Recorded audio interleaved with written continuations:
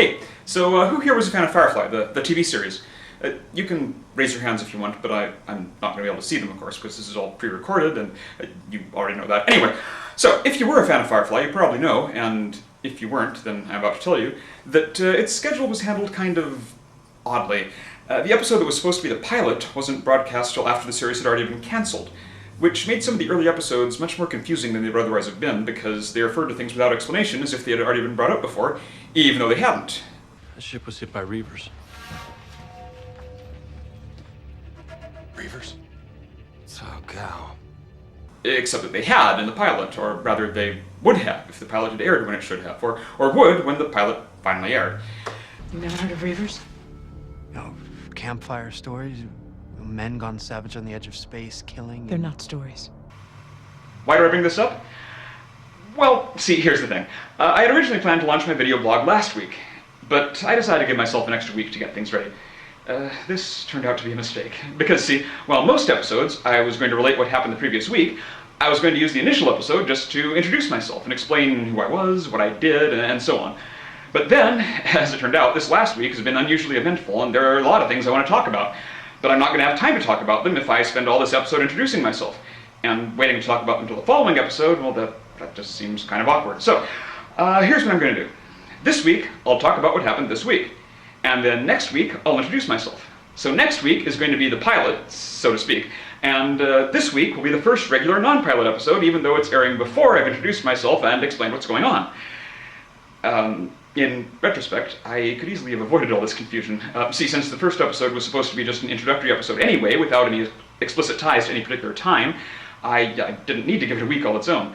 I could have just had the introductory episode and a regular episode up this week, rather than pushing the introductory episode to next week. Unfortunately, by the time this occurred to me, it was already Sunday night, and by then it was a bit late to put together both that episode and this one. So I'm afraid I'm going to have to do the episodes out of order after all. But I'll go ahead and have a regular episode next week in addition to the introductory episode, which on my blog site I will backdate to last week. That is last week from this week, which will be 2 weeks ago next week. Remember this, because I'm not going to repeat it next week. Or forget it, because it doesn't really matter. Either way works. So, hey, welcome to the second episode of my video blog, which of course is chronologically actually the first episode, but I'm calling it the second episode because next week's episode will be the introductory episode, which I'm calling the first episode, even though chronologically it's actually the second. Does that make sense? Well, even if it doesn't, that's what I'm doing. So, what will happen this week that I want to talk about? I guess I'll take things in chronological order, despite the fact that apparently I'm not taking the actual episodes in chronological order, but yeah. So, on Monday, I went in for an audition for an appearance on the John Kerwin Show. See, the John Kerwin Show is a monthly public access talk show that airs in the LA area on channel LA 36, and apparently one of the segments, entitled Are You Ready for Your Close-Up, involves the host, who not unexpectedly is named John Kerwin, interviewing 3 unknown or up-and-coming actors and entertainers. So, I was called in for an audition, along with maybe 24 or so other actors, and the next day I got a call saying I'd been picked for the segment. So, Wednesday I went down to the Escape TV studio in West Los Angeles where the show was being taped, and, well, I had my interview. Now, it was a great experience. Everyone there was really nice, from John Kerwin himself to his writer Marvin Silbermans, who warmed up the crowd, and Karolina Bakalska, the associate producer, who had the most direct contact with the close-up actors, and whose name I apologize if I have just horribly mispronounced. I don't know when it airs yet, but, well, I'll be sure to mention it when I do. Then, when I got back from the taping, I was in for a bit of a surprise. A movie I'd acted in last April, well, plus some pickup shots a few months later, just had a trailer go up on YouTube. Give it your best shot, you pansy-ass bitch. Now, originally the actors were instructed not to go public with the title of the movie yet, so even on my resume I'd been referring to it as S. But apparently the distribution talks are at the stage now that the director and the producer are ready to go public with the title, so I can now finally put the full title on there. Subprime. Anyway, the entire trailer is available on YouTube, so you can watch it there if you're so inclined. And of course, if the movie ever does get distribution, I'll be sure to let you know. Then on Friday, I got an email from the producer of another movie that I'd done in late 2008 that was still looking for distribution, saying they'd received some good news about that film, although not going into details yet. That movie's called The Grover Complex. Grover! I still haven't found out exactly what the good news is, but apparently there's something going on there.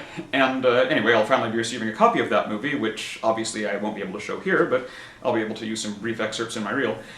Saturday was interesting.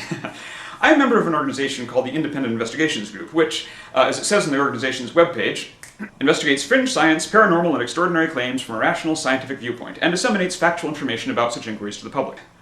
Part of what this means is that we administer tests to those who claim to have paranormal abilities. If they can prove the existence of their abilities according to a mutually agreed upon protocol, they're awarded $50,000.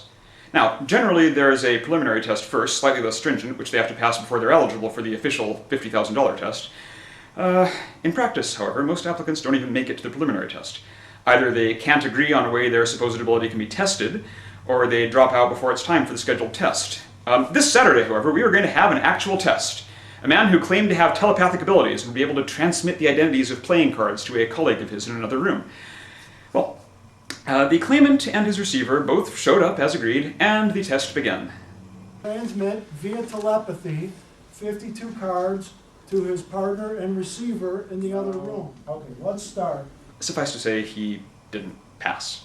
So your score is, you needed 7 to move on to the next stage, and you got 0. But it was an entertaining experience for several reasons. You can see the details online if you're so inclined. Anyway, those weren't the only things that happened last week, but I think those are the highlights, and this has gone long enough for the first non-introductory episode. Tune in next week for the introductory first episode, which will actually be the second episode, followed later that same day by the third episode, which will actually be the third episode. See you then!